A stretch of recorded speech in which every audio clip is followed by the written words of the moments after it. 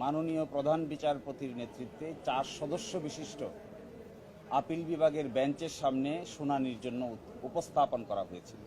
শুনানির এক পর্যায়ে মাননীয় প্রধান বিচারপতি ইচ্ছা প্রকাশ করেছেন যে এই মামলার গুরুত্বের বিচারে এবং এই মামলার আইনি জটিল ব্যাখ্যা বিশ্লেষণের বিষয়ে এই মামলাটি আপিল বিভাগের পূর্ণাঙ্গ বেঞ্চে শুনানি হওয়া উচিত। এবং এখন যে বেঞ্চে মামলাটি শুনানি উঠেছিল সেখানে 4 সদস্যের বেঞ্চ ছিল, কিন্তু আপিল বিভাগে এখন বিচারক আছেন সব মিলে 7 জন। এই জন্য পরিস্থিতি বিবেচনায়, গুরুত্বের বিবেচনায় এবং এই মামলার উচ্চতার বিবেচনায় এবং আইনের ব্যাখ্যা বিশ্লেষণের বিবেচনায় এই মামলাটি আগামী 6 তারিখে 1 নম্বর আইটেম হিসেবে পূর্ণাঙ্গ বেঞ্চে শুনানির জন্য দিন নির্ধারণ করেছেন। এর পিছনে মূল কারণ হলো যে মামলার আগের রায়কে আমরা চেঞ্জ করতে চাচ্ছি, সেই রায়টি দিয়েছিলেন 5 সদস্য বিশিষ্ট বিচারপতি, আর এখন আজকের যে বেঞ্চ ছিল এটি ছিল 4 সদস্য বিশিষ্ট। এই জন্য এই মামলার নিষ্পত্তি নিয়ে ভবিষ্যতে কোনো ধরনের কোনো প্রশ্ন যেন উত্থাপন করা না হয় এবং সঠিকভাবে আইনি ব্যাখ্যা বিশ্লেষণ করে যেন এই মামলাটি নিষ্পত্তি করা যায়, এই জন্যই পূর্ণাঙ্গ বেঞ্চে আগামী 6 তারিখে গুরুত্বের বিবেচনায় কজ লিস্টে প্রথম হিসেবে রেখে এই মামলার শুনানি করার সিদ্ধান্ত নিয়েছেন। একটি কথা এখানে বলা প্রাসঙ্গিক বলে মনে করি, যেহেতু আগে জনাব কাদের মোল্লার মামলা দিয়েই আপিল বিভাগের নিষ্পত্তি শুরু হয়েছিল, এই মামলায় আমরা জনাব কাদের মোল্লা, জনাব মতিউর রহমান নিজামী, জনাব আলী হাসান মুজাহিদ, জনাব মীর কাশেম আলী, জনাব কামরুজ্জামান সহ সকলের মামলার অতীতের রায়ের ব্যাপারে প্রশ্ন উত্থাপন করা হয়েছে।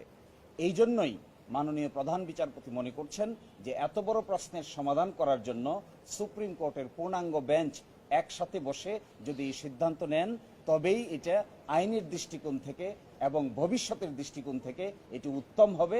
এই বিবেচনায় আজকে 6 মে পরবর্তী শুনানির দিন নির্ধারণ করেছে। আমরা প্রশ্ন তুলেছিলাম যে আন্তর্জাতিক আইনের প্রযোজ্য হবে কি না, এই প্রশ্ন উঠেছিল জনাব কাদের মোল্লার মামলায়। সেই মামলায় তখনকার আপিল বিভাগ সিদ্ধান্ত নিয়েছিল যে আন্তর্জাতিক আইনের প্রযোজ্যতার কোনো প্রয়োজন নাই। আমরা এখন এসে বলছি এই যে প্রয়োজন নাই বলেছেন, এটাকে আমরা রিভিউ করতে চাই। আমরা বলছি ফেয়ারনেসের জন্য, ন্যায় বিচারের জন্য আন্তর্জাতিক স্ট্যান্ডার্ডের প্রয়োজনীয়তা থাকতে হবে। এই জন্য প্রধান বিচারপতি সহ আপিল বিভাগ বলছেন এই প্রশ্নের জবাব দেওয়ার জন্য আমাদেরকে পূর্ণাঙ্গ আপিল বিভাগ বসেই এই সিদ্ধান্তটা নিতে হবে। এই জন্যই গুরুত্বের বিচারে এই মামলাটি 6 তারিখে নির্ধারণ করা হয়েছে। আরেকটি ছোট্ট কথা এখানে বলা প্রয়োজন, আগামীকাল থেকে মাননীয় প্রধান বিচারপতি পূর্ব ঘোষিত ছুটির অংশ হিসেবে দেশের বাইরে থাকবেন। এই জন্য 6 তারিখকে ওনারা নির্ধারণ করেছেন 7 জন মাননীয় বিচারপতির সুবিধা অসুবিধা বিবেচনা করে। আমরা আশা করি ওই দিনের পরে আর এই মামলা নতুন করে শুনানির আর কিছু থাকবে না, আমরাও শুনানি শেষ করব, আদালত উপযুক্ত সিদ্ধান্ত উপনীত হবে এবং ওই দিন ওই মামলার গুরুত্বের বিচারেই ফুল বেঞ্চ বসবে। আপনারা জানেন ফুল বেঞ্চ কিন্তু মঙ্গলবারে বসে না। এই মামলা শোনার জন্যই ফুল বেঞ্চ মঙ্গলবারে গুরুত্বপূর্ণ মামলা হিসেবে, সেন্সিটিভ সংবেদনশীল এবং জাতীয়ভাবে ইম্পর্টেন্ট মামলা হিসেবেই,